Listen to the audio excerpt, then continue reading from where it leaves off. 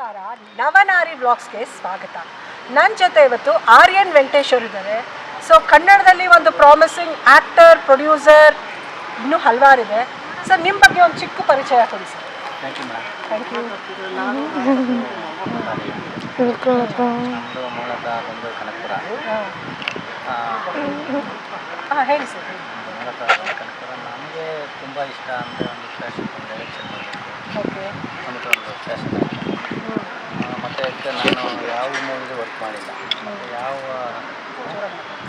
ಜೋರಾಗಿ ಮಾತಾಡು. ಯಾವ ಡೈರೆಕ್ಟರ್ ಹತ್ರನೂ ನಾನು ಕೆಲಸ ಮಾಡಿದೆ. ಸಿನಿಮಾ ನೋಡ್ಕೊಂಡೆ ಕತೆ ಬರೆದಿದ್ದೆ. ಸಿನಿಮಾ ನೋಡಿಕೊಂಡೇ ಕತೆ ಬರೋದು? ಹೌದು, ಸಿನಿಮಾ ನೋಡ್ಕೊಂಡು ಕತೆ ಬರೆದು ಸ್ಕ್ರೀನ್ ಪ್ಲೇ ಮಾಡ್ಕೊಂಡು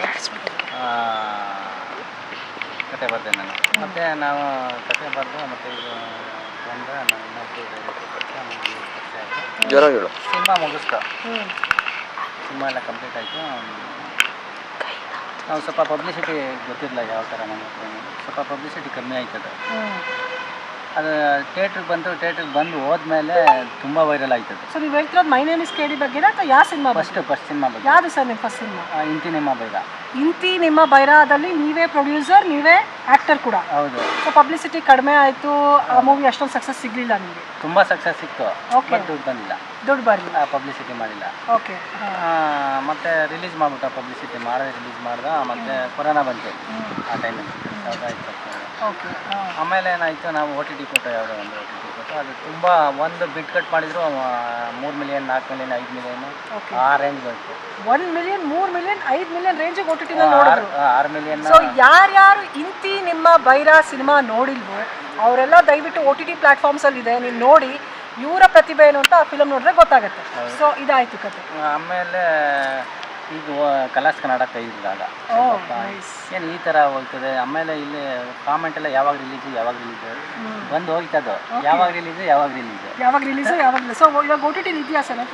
ಐತೆ OTT ಎಲ್ಲ. ಈಗ ಅಮೆಜಾನ್ ಪ್ರೈಮಲ್ಲಿ ಐತೆ, ಎಲ್ಲ ಕಡೆ. ಸೊ ನೋಡಿ, ಕಲರ್ಸ್ ಕನ್ನಡದಲ್ಲಿ ಕೂಡ ಎಷ್ಟು ಕೈ ಹಿಡಿದ್ರು ಇವರು. OTT ಪ್ಲ್ಯಾಟ್ಫಾರ್ಮಲ್ಲಿ ಯಾವಾಗ ಸಕ್ಸಸ್ ಆಯಿತು ಆವಾಗ ಇವರು ಯಾವಾಗ ಮತ್ತೆ ರೀ ರಿಲೀಸ್ ಅಂತ ಸುಮಾರು ಜನ ಕೇಳ್ಕೊಂಬಂದರು.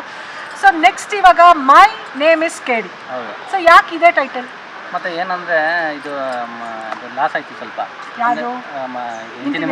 ಓಕೆ. ಅದು ಲಾಸ್ ಆಯಿತು. ಮತ್ತು ನನಗೆ ಕ್ರೇಜ್ ಕಮ್ಮಿನೇ ಆಗಿಲ್ಲ. ಓಕೆ. ಒಂದು ವಾರ ಹಾಸ್ಪಿಟ್ಲಿಗೆ ಅಡ್ಮಿಟ್ ಆದೆ. ಡೈಲಿ ನನಗೆ ದುಡ್ಡು ಅಂದರೆ ಆ ಟೆನ್ಷನ್ಗೆ ನಿಮಗೆ ಫಿಲಮ್ ಓಡಲಿಲ್ವಲ್ಲ ನೋಡಿ. ಕನ್ನಡ ಚಿತ್ರನ ನಾವು ಜಸ್ಟ್ ಒಂದು 300-400 ಕೊಟ್ಟು ಪಾಪ್ಕಾರ್ನ್ ತಿನ್ಕೊಂಡು ನೋಡ್ಕೊಂಬಂದ್ಬಿಡ್ತೀವಿ.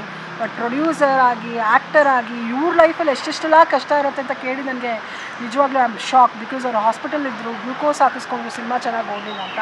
ಸರ್, ಹಳೇದೆಲ್ಲ ಬಿಡಿ, ಇವಾಗ ಮೈ ನೇಮ್ ಇಸ್ ಕೇಡಿ, ಯಾಕೆ ಈ ಟೈಟಲ್? ಮೈ ನೇಮ್ ಇಸ್ ಕೇಡಿ ಅಂದರೆ ಕೆ ಅಂದರೆ ನಮ್ಮ ಅಣ್ಣ, ನಿಮ್ಮ ಅಣ್ಣ, ಸ್ವಂತ ಅಣ್ಣ ಕುಮಾರ್ ಅಂತ. ಓಕೆ. ಅವನ್ನ ಹೆಲ್ಪ್ ಮಾಡಿರೋಷ್ಟು ನನಗೆ ಲೈಫಲ್ಲಿ ಮರೆಯೋಕ್ಕಾಗಲ್ಲ. ಆಮೇಲೆ ಡಿ ಅಂದರೆ